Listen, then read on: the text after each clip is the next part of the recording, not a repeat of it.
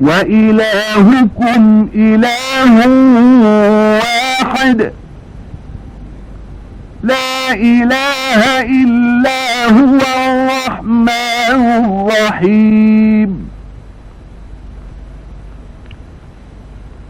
إن في خلق السماوات والأرض واختلاف الليل والنهار والفلك التي تجري في البحر بما ينفع الناس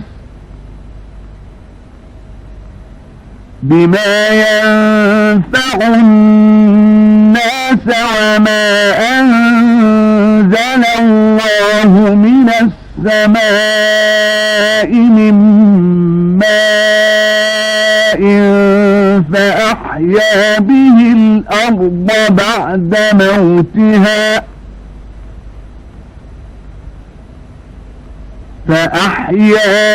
الأرض بعد موتها وبث فيها من كل دابة وتصريف الرياح والسحاب المسخر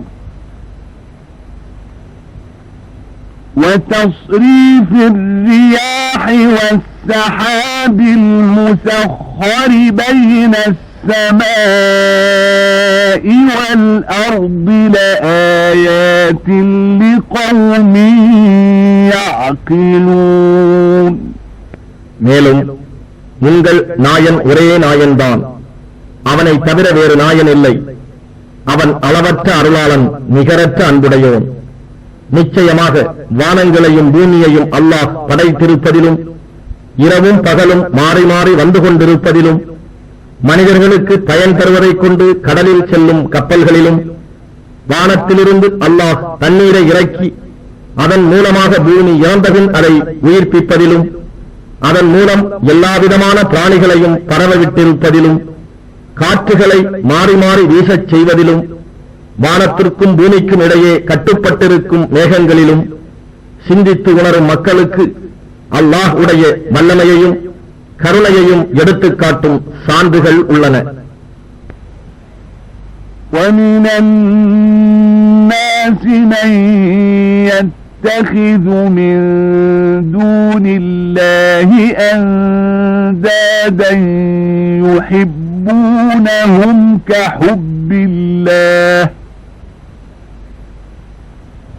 وَالَّذِينَ آمَنُوا أَشَدُّ حُبًّا لِلَّهِ وَلَوْ يَرَى الَّذِينَ ظَلَمُوا إِذْ يَرَوْنَ الْعَذَابَ أَنَّ الْقُوَّةَ لِلَّهِ جَمِيعًا وَأَنَّ اللَّهَ شَدِيدُ الْعَذَابِ إِذْ تَبَرَّأَ الَّذِينَ اتُّبِعُوا مِنَ الَّذِينَ اتَّبَعُوا وَرَأَوُا الْعَذَابَ وَتَقَطَّعَتْ بِهِمُ الْأَسْبَابُ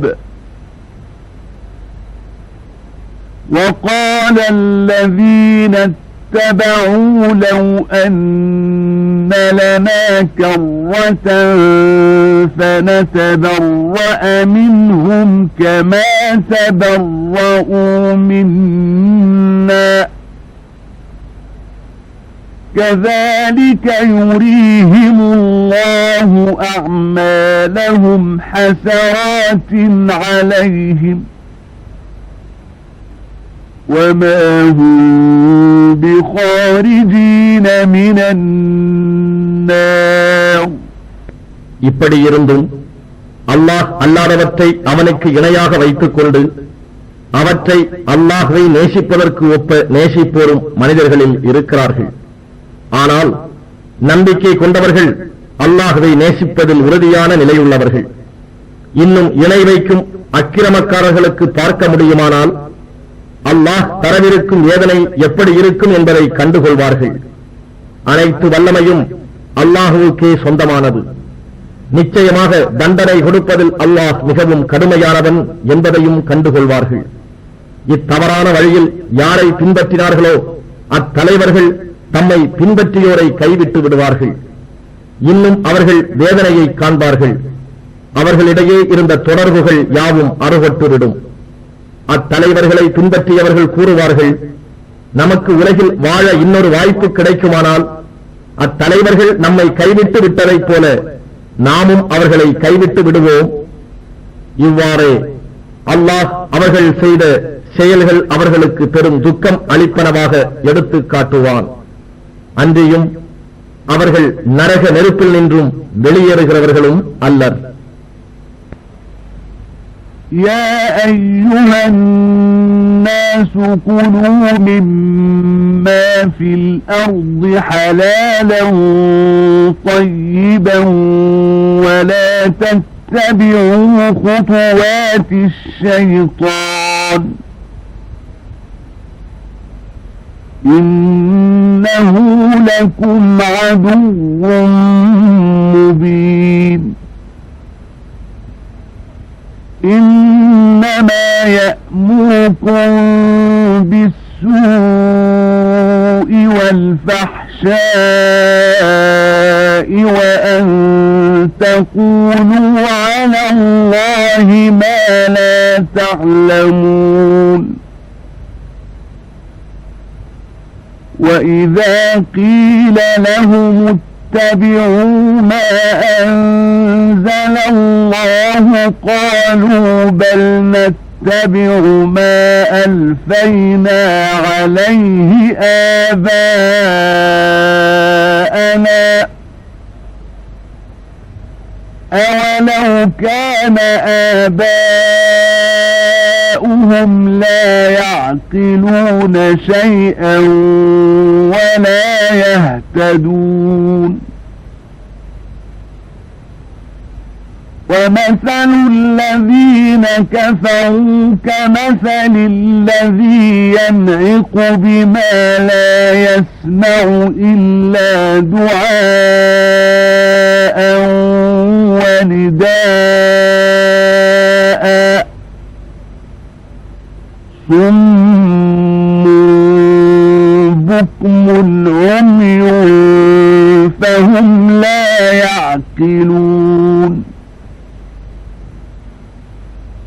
يا أيها الذين آمنوا كلوا من طيبات ما رزقناكم واشكروا لله إن كنتم إياه تعبدون إنما حرم عليكم الميتة والدم ولحم الخنزير وما أهل به لغير الله فمن اضطر غير باغ ولا عاد فلا إثم عليه إن الله غفور رحيم. மனிதர்களே, பூமியில் உள்ள பொருட்களில் அனுமதிக்கப்பட்டவற்றையும் பரிசுத்தமானவற்றையும் அருந்துங்கள். ஷைத்தானின் அடிச்சுவட்டை பின்பற்றாதீர்கள். நிச்சயமாக அவன் உங்களுக்கு பகிரங்கமான பகைவனாவான். இன்னும் நிச்சயமாக அவன் தீயவற்றையும் மானக்கேடானவற்றையும் செய்யும்படியும் அல்லாஹுவை பற்றி நீங்கள் அறியாததை கூறும்படியும் உங்களை ஏவுகிறான். மேலும் அல்லாஹ் இறக்கி வைத்த இவ்வேதத்தை பின்பற்றுங்கள் என்று அவர்களிடம் கூறப்பட்டால் அவர்கள் அப்படி அல்ல, எங்களுடைய மூதாதையர்கள் எந்த வழியில் நடக்க கண்டோமோ அந்த வழியையே நாங்களும் பின்பற்றுகிறோம் என்று கூறுகிறார்கள். என்ன, அவர்களுடைய மூதாதையர்கள் எதையும் விளங்காதவர்களாகவும் நேர்வழி பெறாதவர்களாகவும் இருந்தால் கூடவா? அந்த காபிர்களுக்கு உதாரணம் என்னவென்றால், ஒரு ஆடு மாடு மேய்ப்பவனின் கூப்பாட்டையும் கூச்சலையும் தவிர வேறெதையும் கேட்டு அறிய இயலாதவை கால்நடை போன்றவர்கள். அவர்கள் செவிடர்களாகவும் ஊமையர்களாகவும் குருடர்களாகவும் இருக்கின்றனர். அவர்கள் எந்த நற்போதனையையும் உணர்ந்து கொள்ள மாட்டார்கள். நம்பிக்கை கொண்டவர்களே, நாம் உங்களுக்கு அளித்துள்ளவற்றில் தூய்மையானவற்றையே அருந்துங்கள். நீங்கள் அல்லாஹுவையே வணங்குபவர்களாக இருப்பீர்களாயின் அல்லாஹுவுக்கு நன்றி செலுத்தி வாருங்கள். நீங்கள் சாப்பிட அனுமதிக்கப்படாதவை தானாக செத்ததும் இரத்தமும் பன்றியின் மாமிசமும் அறுக்கும் போது அல்லாஹ் அல்லாத பெயர் சொல்லப்பட்டதும் ஆகியவைதாம். ஆனால் எவரேனும் தம் சுய விருப்பமின்றி பாவம் செய்யாத நிலையில் வரம்பு மீறாமல் இவற்றை உண்ண நிர்பந்திக்கப்பட்டால் அவர் மீது குற்றமில்லை. நிச்சயமாக அல்லாஹ் கருணை மிக்கோனும் அளவிலா அன்புடையோனுமாக இருக்கின்றான். الذين يكتمون ما أنزل الله من الكتاب ويشترون به ثمنا قليلا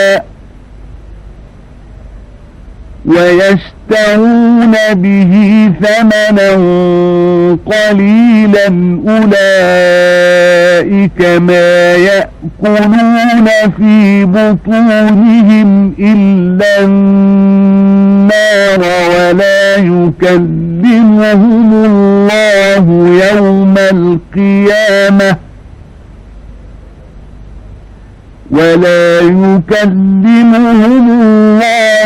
يوم القيامة ولا يزكيهم ولهم عذاب أليم.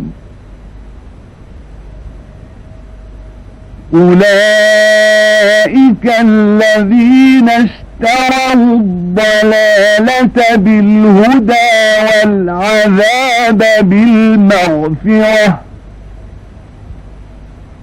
فما أصبرهم على النار ذلك بأن الله نزل الكتاب بالحق وإن الذين اختلفوا في الكتاب لفي شقاق بعيد. எவர் அல்லாஹ் வேதத்தில் அருளியவற்றை மறைத்து அதற்கு கிரயமாக சொற்பத் தொகையை பெற்றுக் கொள்கிறார்களோ நிச்சயமாக அவர்கள் தங்கள் வயிறுகளில் நெருப்பை தவிர வேறு எதனையும் உட்கொள்ளவில்லை. கியாம நாளில் அல்லாஹ் அவர்களிடம் பேசவும் மாட்டான், அவர்களை பரிசுத்தமாக்கவும் மாட்டான். அவர்களுக்கு கடுமையான வேதனையும் உண்டு. அவர்கள்தாம் நேர்வழிக்கு பதிலாக வழிகேட்டையும் மன்னிப்புக்கு பதிலாக வேதனையையும் விலக்கி வாங்கிக் கொண்டவர்கள். இவர்களை நரக நெருப்பை சகித்துக் கொள்ள செய்தது எது? இதற்கு காரணம் நிச்சயமாக அல்லாஹ் இவ்வேதத்தை உண்மையுடன் அருள் செய்தான். இன்னும் இவ்வேதத்தில் மாறுபாட்டை உண்டாக்க முனைவோர் சத்தியத்தை விட்டும் பெரும் பிளவிலேயே இருக்கின்றனர். ليس البر أن تولوا وجوهكم قبل المشرق والمغرب ولكن البر من آمن بالله واليوم الآخر ولكن البر من آمن بالله واليوم الآخر والملائكة والكتاب والنبيين وآتى المال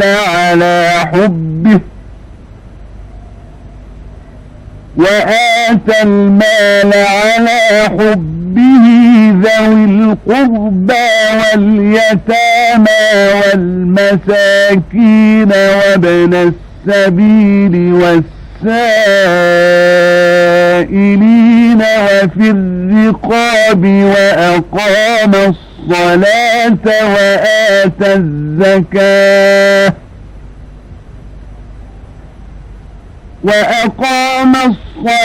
وآتى الزكاة والموفون بعهدهم إذا عاهدوا والصابرين في البأساء والضراء وحين البأس أولئك الذين صدقوا وأولئك هم المتقون. புண்ணியம் என்பது உங்கள் முகங்களை கிழக்கிலோ மேற்கிலோ திருப்பிக் கொள்வதில் இல்லை. ஆனால் புண்ணியம் என்பது அல்லாஹுவின் மீதும் இறுதி தீர்ப்பு நாளின் மீதும் மலக்குகள் மீதும் வேதத்தின் மீதும் நபிமார்கள் மீதும் ஈமான் கொள்ளுதல்.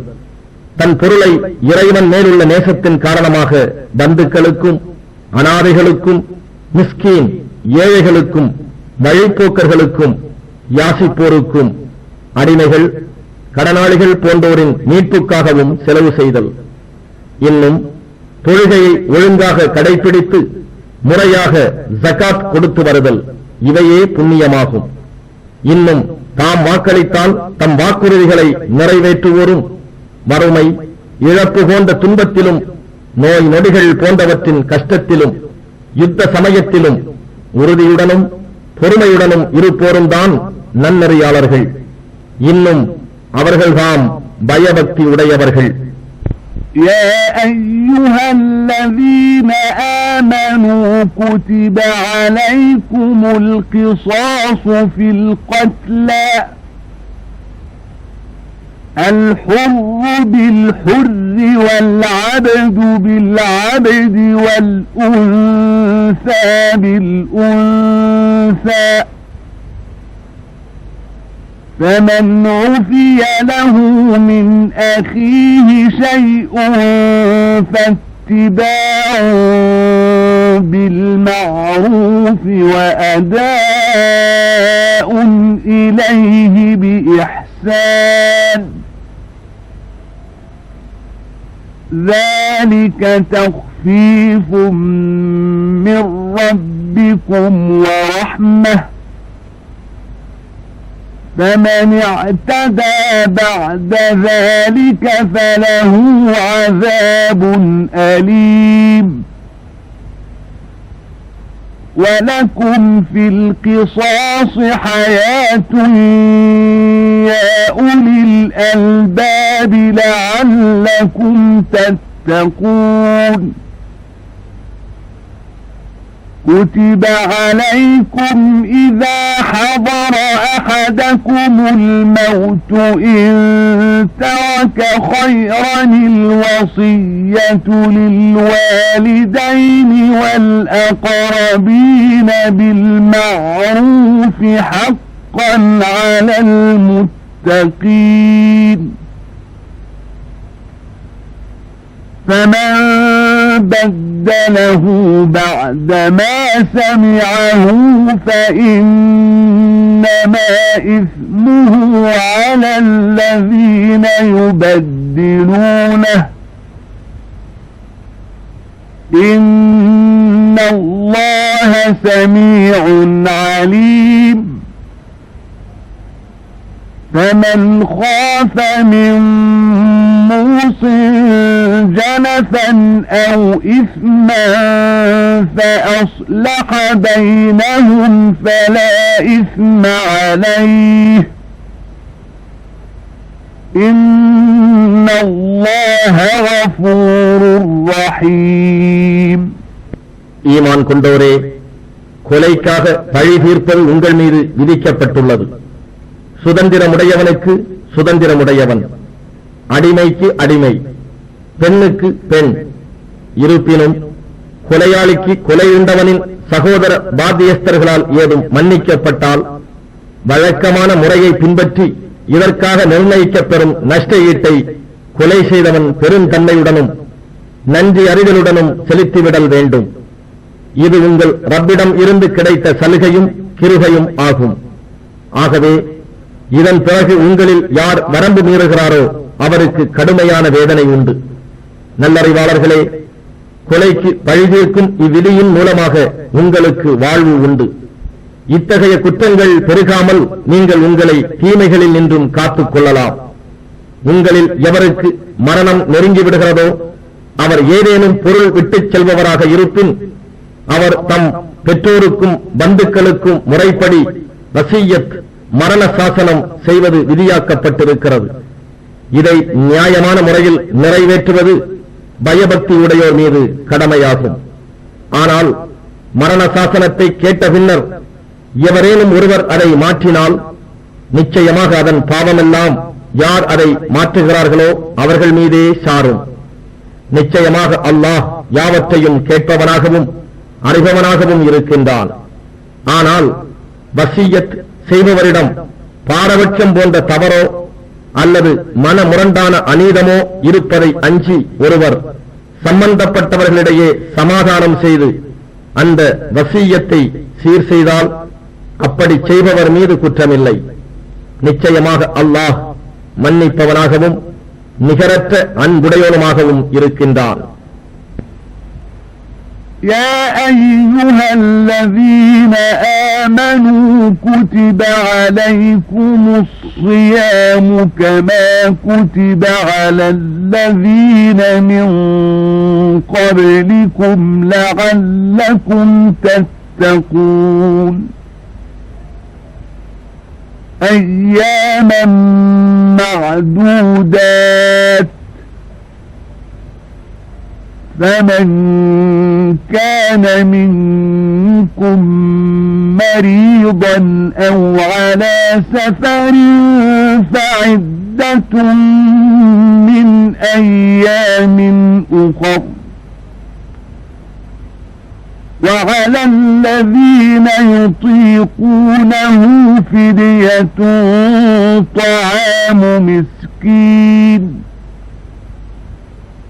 فمن تطوع خيرا فهو خير له وأن تصوموا خير لكم إن كنتم تعلمون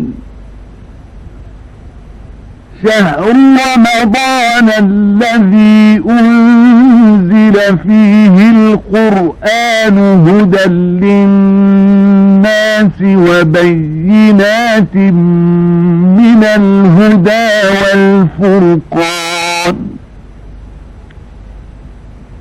فمن شهد منكم الشهر فليصمه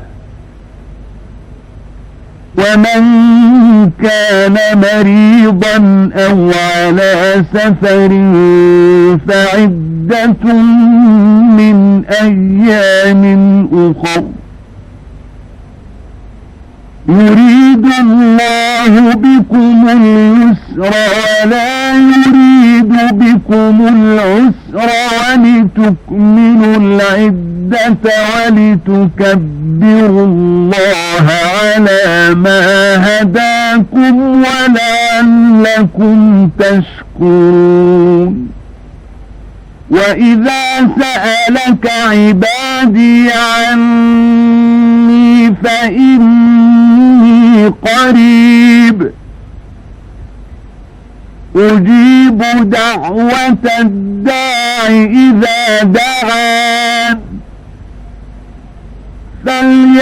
فليستجيبوا لي وليؤمنوا بي لعلهم يرشدون ஈமான் கொண்டோர்களே, உங்களுக்கு முன் இருந்தவர்கள் மீது நோன்பு விதியாக்கப்பட்டிருந்தது போல் உங்கள் மீதும் அது விதியாக்கப்பட்டுள்ளது. அதன் மூலம் நீங்கள் தூய்மையுடையோராகலாம். இவ்வாறு விதிக்கப்பட்ட நோன்பு சில குறிப்பிட்ட நாட்களில் கடமையாகும். ஆனால் அந்நாட்களில் எவரேனும் நோயாளியாகவோ அல்லது பயணத்திலோ இருந்தால் அவர் அக்குறிப்பிட்ட நாட்களின் நோன்பை பின்னால் வரும் நாட்களில் நோக்க வேண்டும். எனினும் கடுமையான நோய், முதுமை போன்ற காரணங்களினால் நோன்பு நோற்பதை கடினமாக காண்பவர்கள் அதற்கு பரிகாரமாக ஃபிதியாவாக ஒரு மிஸ்கீனுக்கு, ஏழைக்கு உணவளிக்க வேண்டும். எனினும் எவரேனும் தாமாகவே அதிகமாக கொடுக்கிறாரோ அது அவருக்கு நல்லது. ஆயினும் நீங்கள் நோன்பின் பயனை அறிவீர்களானால் நீங்கள் நோன்பு நோற்பதே உங்களுக்கு நன்மையாகும் என்பதை உணர்வீர்கள். ரமலான் மாதம் எத்தகையதென்றால் அதில்தான் மனிதர்களுக்கு முழுமையான வழிகாட்டியாகவும் தெளிவான சான்றுகளை கொண்டதாகவும் நன்மை தீமைகளை பிரித்து அறிவிப்பதுமான அல் குர்ஆன் இறக்கி அருளப் பெற்றது. ஆகவே எவர் அம்மாதத்தை அடைகிறாரோ அவர் அம்மாதம் நோன்பு நோக்க வேண்டும். எனினும் எவர் நோயாளியாகவோ அல்லது பயணத்திலோ இருக்கிறாரோ அவர் அக்குறிப்பிட்ட நாட்களின் நோன்பை பின்வரும் நாட்களில் நோக்க வேண்டும்.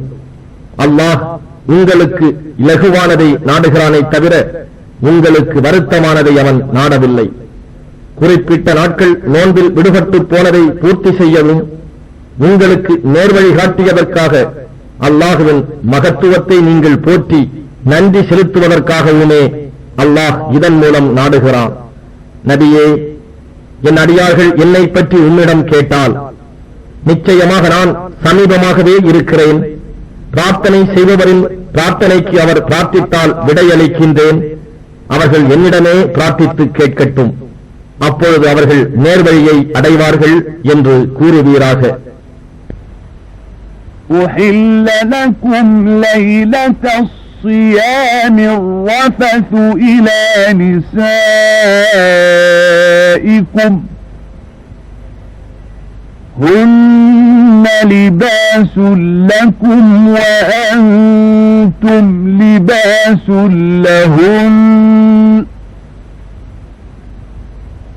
علم الله أنكم كنتم تختانون أنفسكم فتاب عليكم وعفى عنكم فالآن باشروهن وابتغوا ما كتب الله لكم وكلوا واشربوا حتى يتبين لكم الخيط الأبيض من الخيط الأسود من الفجر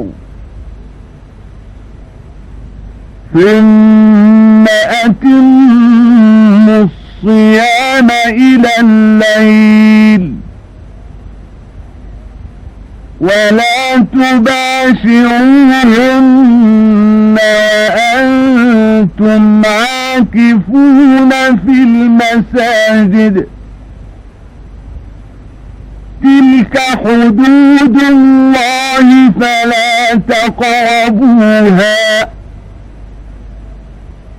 كذلك يبين الله آياته للناس لعلهم يتقون ولا تأكلوا أموالكم بينكم بالباطل وتدلوا بها إلى الحكام لتأكلوا فريقا من أموال الناس بالإثم وأنتم تعلمون. நோன்புக்கான இரவில் நீங்கள் உங்கள் மனைவியருடன் கூடுவது உங்களுக்கு அனுமதிக்கப்பட்டுள்ளது. அவர்கள் உங்களுக்கு ஆடையாகவும் நீங்கள் அவர்களுக்கு ஆடையாகவும் இருக்கின்றீர்கள். நீங்கள் இரகசியமாக தம்மை தாமே வஞ்சித்துக் கொண்டிருந்ததை அல்லாஹ் நன்கறிவான். அவன் உங்கள் மீது இரக்கம் கொண்டு உங்களை மன்னித்தான். எனவே இனி நோன்பு இரவுகளில் மனைவியருடன் கூடி அல்லாஹ் உங்களுக்கு விதித்ததை தேடிக்கொள்ள அனுமதிக்கப் பெற்றிருக்கிறீர்கள். இன்னும் ஃபஜ்ர் அதிகாலை நேரம் வெள்ளை நூல் கருப்பு நூலிலிருந்து தெளிவாக தெரியும் வரை உண்ணுங்கள், பருகுங்கள். பின்னர் இரவு வரும் வரை நோன்பை பூர்த்தி செய்யுங்கள். இன்னும் நீங்கள் பள்ளிவாசலில் தனித்து இஃப்திகாஃபில் இருக்கும் போது உங்கள் மனைவியருடன் கூடாதீர்கள். இவையே அல்லாஹ் விதித்த வரம்புகளாகும். இவற்றை கடக்க நெருங்காதீர்கள். இவ்வாறே கட்டுப்பாடுடன் தங்களை காத்து பயபக்தியுடையோர் ஆவதற்காக அல்லாஹ் தன்னுடைய சான்றுகளை தெளிவாக்குகிறான். அன்றியும் உங்களுக்கு இடையில் ஒருவர் மற்றவரின் பொருளை தவறான முறையில் சாப்பிடாதீர்கள். மேலும் நீங்கள் அறிந்து கொண்டே பிற மக்களின் பொருள்களிலிருந்து எந்த ஒரு பகுதியையும் அநியாயமாக தின்பதற்காக அதிகாரிகளிடம் லஞ்சம் கொடுக்க நெருங்காதீர்கள். يسألونك عن الأهلة قل هي مواقيت للناس والحج وليس البر بأن تأتوا البيوت من ظهورها ولكن البر من اتقى وأتوا البيوت من أبوابها واتقوا الله لعلكم تفلحون وقاتلوا في سبيل الله الذين يقاتلونكم ولا تعتدوا إن الله لا يحب المعتدين وقتلوهم حيث ثقفتموهم وأخرجوهم من حيث أخرجوكم والفتنة أشد من القتل ولا تقاتلوهم عند المسجد الحرام حتى يقاتلوكم فيه فإن قاتلوكم فاقتلوهم كذلك جزاء الكافرين فإن انتهوا فإن الله غفور رحيم. நபியே, தேய்ந்து வளரும் பிறைகள் பற்றி உன்னிடம் கேட்கிறார்கள். நீர் கூறும், அவை மக்களுக்கு கால கணக்குகளையும் ஹஜ்ஜையும் அறிவிப்பவையாகும். மூமின்களே, ஹஜ்ஜை நிறைவேற்றிய பிறகு உங்கள் வீடுகளுக்குள் பின்பக்கங்கள் வழியாக வருவதில் புண்ணியம் எதுவும் வந்துவிடுவதில்லை. ஆனால் இறைவனுக்கு அஞ்சி நற்செயல் புரிவோரே புண்ணியமுடையோராவர். எனவே வீடுகளுக்குள் முறையான வாசல்கள் வழியாகவே செல்லுங்கள். நீங்கள் வெற்றி அடையும் பொருட்டு அல்லாஹ்வை அஞ்சி நடந்து கொள்ளுங்கள். உங்களை எதிர்த்து போர் புரிபவர்களுடன் நீங்களும் அல்லாஹ்வின் பாதையில் போரிடுங்கள். ஆனால் வரம்பு மீறாதீர்கள். நிச்சயமாக அல்லாஹ் வரம்பு மீறுபவர்களை நேசிப்பதில்லை. உங்களை வெட்டிய அவர்கள் எங்கே காண கிடைப்பினும் அவர்களை கொல்லுங்கள். இன்னும் அவர்கள் உங்களை எங்கிருந்து வெளியேற்றினார்களோ அங்கிருந்து அவர்களை வெளியேற்றுங்கள். ஏனெனில் குழப்பமும் கலகமும் உண்டாக்குதல் கொலை செய்வதை விட கொடியதாகும். இருப்பினும் மஸ்ஜிதுல் ஹராமில் அவர்கள் முதலில் உங்களிடம் சண்டையிடாத வரையில் நீங்கள் அவர்களுடன் சண்டையிடாதீர்கள். ஆனால் அங்கும் அவர்கள் உங்களுடன் சண்டையிட்டால் நீங்கள் அவர்களை கொல்லுங்கள். இதுதான் நிராகரிப்போருக்கு உரிய கூலியாகும். எனினும் அவர்கள் இவ்வாறு செய்வதில் நின்றும் ஒதுங்கி விடுவார்களாயின் நீங்கள் அவர்களை கொல்லாதீர்கள். நிச்சயமாக அல்லாஹ் மிக மன்னிப்போனாகவும் கருணையுடையவனாகவும் இருக்கின்றான். وَقَاتِلُوهُمْ حَتَّى لَا تَكُونَ فِتْنَةٌ وَيَكُونَ الدِّينُ لِلَّهِ فَإِنِ انتهوا فَلَا عُدْوَانَ إِلَّا عَلَى الظَّالِمِينَ. الشهر الحرام بالشهر الحرام والحرمات قصاص فمن اعتدى عليكم فاعتدوا عليه بمثل ما اعتدى عليكم واتقوا الله واعلموا أن الله مع المتقين. وأنفقوا في سبيل الله ولا تلقوا بأيديكم إلى التهلكة وأحسنوا إن الله يحب المحسنين. குழப்பமும் கலகமும் நீங்கி அல்லாஹுவுக்கே மார்க்கம் என்பது உறுதியாகும் வரை நீங்கள் அவர்களுடன் போரிடுங்கள்.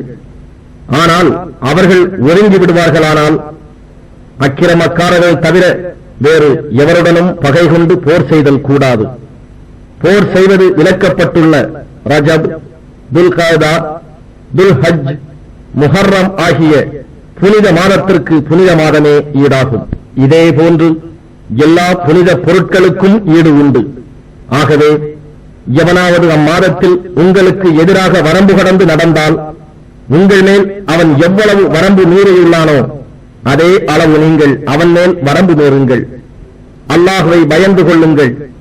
நிச்சயமாக அல்லாஹ் பயபக்தி உடையோருடன் இருக்கின்றான் என்பதை அறிந்து கொள்ளுங்கள். அல்லாஹுவின் பாதையில் செலவு செய்யுங்கள். இன்னும் உங்கள் கைகளாலேயே உங்களை அழிவின் பக்கம் கொண்டு செல்லாதீர்கள். இன்னும் நன்மை செய்யுங்கள்.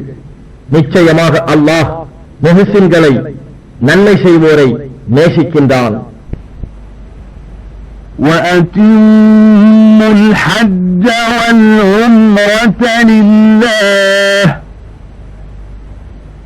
فَإِنْ أُحْصِرْتُمْ فَمَا اسْتَيْسَرَ مِنَ الْهَدْيِ وَلَا تَحْلِقُوا رُؤُوسَكُمْ حَتَّى يَبْلُغَ الْهَدْيُ مَحِلَّهُ فمن كان منكم مريضا أو به أذى من رأسه ففدية من صيام أو صدقة أو نسك فإذا أمنتم فمن تمتع بالعمرة إلى الحج فما استيسر من الهدي فمن لم يجد فصيام 3 أيام في الحج و7 إذا رجعتم تلك 10 كاملة ذلك لمن لم يكن أهله حاضر المسجد الحرام واتقوا الله واعلموا أن الله شديد العقاب. الحج أشهر معلومات فمن فرض فيهن الحج فلا رفث ولا فسوق ولا جدال في الحج وما تفعلوا من خير يعلمه الله وتزودوا فإن خير الزاد التقوى واتقون يا أولي الألباب. ஹஜ்ஜையும் உம்ராவையும் அல்லாஹுவுக்காக பூர்த்தி செய்யுங்கள். அப்படி பூர்த்தி செய்ய முடியாதவாறு நீங்கள் தடுக்கப்படுவீர்களாயின் உங்களுக்கு சாத்தியமான ஹதியு, ஆடு, மாடு, ஒட்டகம் போன்ற தியாக பொருளை அனுப்பிவிடுங்கள். அந்த ஹதியு குர்பான் செய்யப்படும் இடத்தை அடைவதற்கு முன் உங்கள் தலைமுடிகளை களையாதீர்கள். ஆயினும் உங்களில் எவரேனும் நோயாளியாக இருப்பதனாலோ அல்லது தலையில் ஏதேனும் தொந்தரவு தரக்கூடிய பிணியின் காரணமாகவோ தலைமுடியை இறக்கிக் கொள்ள வேண்டிய கட்டாயம் ஏற்பட்டால் அதற்கு பரிகாரமாக நோன்பு இருத்தல் வேண்டும், அல்லது ஏழைகளுக்கு உணவளித்தல் வேண்டும், அல்லது குர்பானி கொடுத்தல் வேண்டும். பின்னர் நெருக்கடி நீங்கி நீங்கள் சமாதான நிலையை பெற்றால் ஹஜ் வரை உம்ரா செய்வதன் சௌகரியங்களை அடைந்தோர் இயன்ற அளவு குர்பானி கொடுத்தல் வேண்டும். அவ்வாறு குர்பானி கொடுக்க சாத்தியமில்லையாயின் ஹஜ் செய்யும் காலத்தில் 3 நாட்களும் பின்னர் தம் ஊர் திரும்பியதும் 7 நாட்களும் ஆக பூரணமாக 10 நாட்கள் நோன்பு நோற்றல் வேண்டும். இந்த சலுகையானது எவருடைய குடும்பம் மஸ்ஜிதுல் ஹராமின் பக்கத்தில் இல்லையோ அவருக்குத்தான். ஆகவே அல்லாஹுவை பயந்து கொள்ளுங்கள். நிச்சயமாக அல்லாஹ் வேதனை கொடுப்பதில் கடுமையானவன் என்பதை அறிந்து கொள்ளுங்கள். ஹஜ்ஜுக்கு உரிய காலம் குறிப்பிடப்பட்ட மாதங்களாயிருக்கும். எனவே அவற்றில் எவரேனும் இஹ்ராம் அணிந்து ஹஜ்ஜை தம் மீது கடமையாக்கிக் கொண்டால் ஹஜ்ஜின் காலத்தில் சம்போகம், கெட்ட வார்த்தைகள் பேசுதல், சச்சரவு ஆகியவை செய்தல் கூடாது. நீங்கள் செய்யும் ஒவ்வொரு நன்மையையும் அல்லாஹ் அறிந்தவனாகவே இருக்கின்றான். மேலும் ஹஜ்ஜுக்கு தேவையான பொருட்களை சித்தப்படுத்தி வைத்துக் கொள்ளுங்கள். ஆனால் இவ்வாறு சித்தப்படுத்தி வைப்பவற்றுள் மிகவும் நன்மையானது தக்குவா என்னும் பயபக்தியே ஆகும். எனவே நல்லறிவுடையோரே, எனக்கே பயபக்தியுடன் நடந்து கொள்ளுங்கள். ليس عليكم جناح أن تبتغوا فضلا من ربكم فإذا أفضتم من عرفات فاذكروا الله عند المشعر الحرام واذكروه كما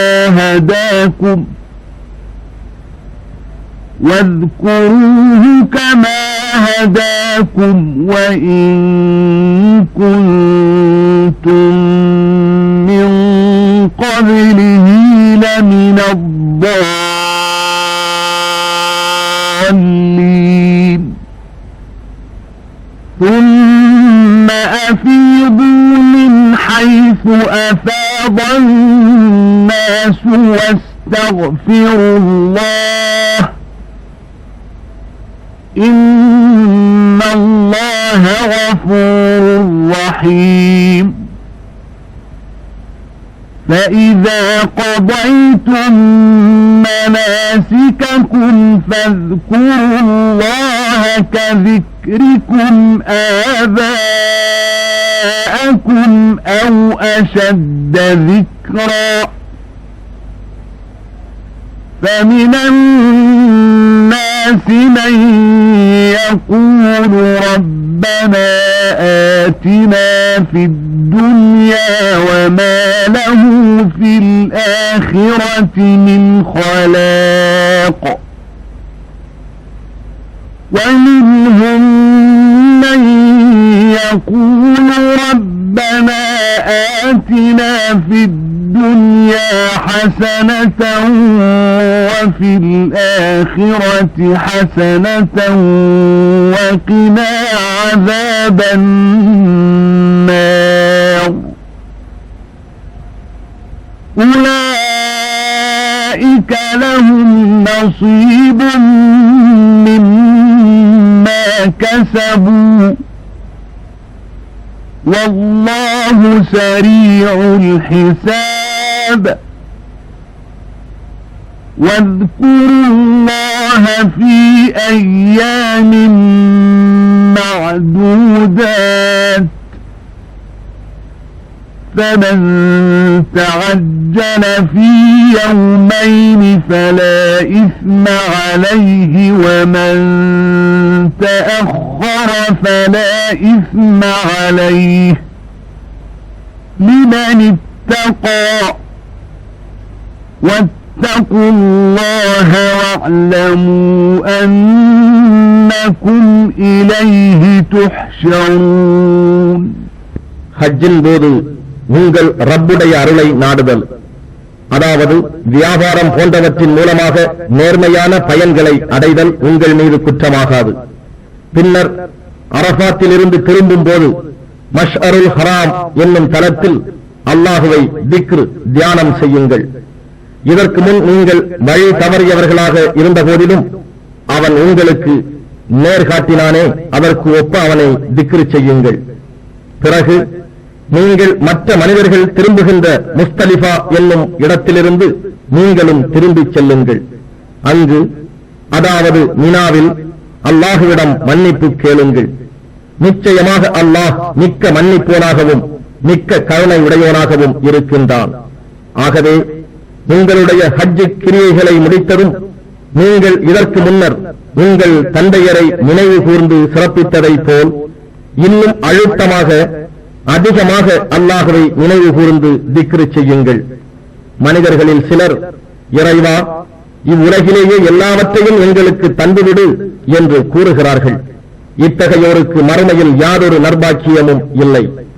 இன்னும் அவர்களில் சிலர், இறைவா, எங்களுக்கு இவ்வுலகில் நற்பாக்கியங்களை தந்தருள்வாயாக, மறுமையிலும் நற்பாக்கியங்களை தந்தருள்வாயாக, இன்னும் எங்களை நரக நெருப்பின் வேதனையில் நின்றும் காத்தருள்வாயாக என கேட்போரும் அவர்களில் உண்டு.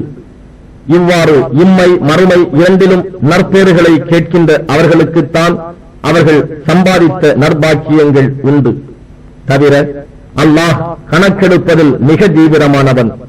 மினாவில் தங்குவதற்காக குறிப்பிடப்பட்ட நாட்களில் அல்லாஹுவை திக்ர் தியானம் செய்யுங்கள். எவரும் அவசரப்பட்டு மினாவிலிருந்து 2 நாட்களில் திரும்பிவிட்டாலும் அவர் மீது குற்றமில்லை. நன்மை செய்யும் நோக்கோடு அதிக நாட்கள் தங்கினாலும் குற்றமில்லை. மேலும் அல்லாஹுவுக்காக பயபக்தியுடன் நடந்து கொள்ளுங்கள். நிச்சயமாக நீங்கள் அவனிடமே ஒன்று சேர்க்கப்படுவீர்கள் என்பதை அறிந்து கொள்ளுங்கள்.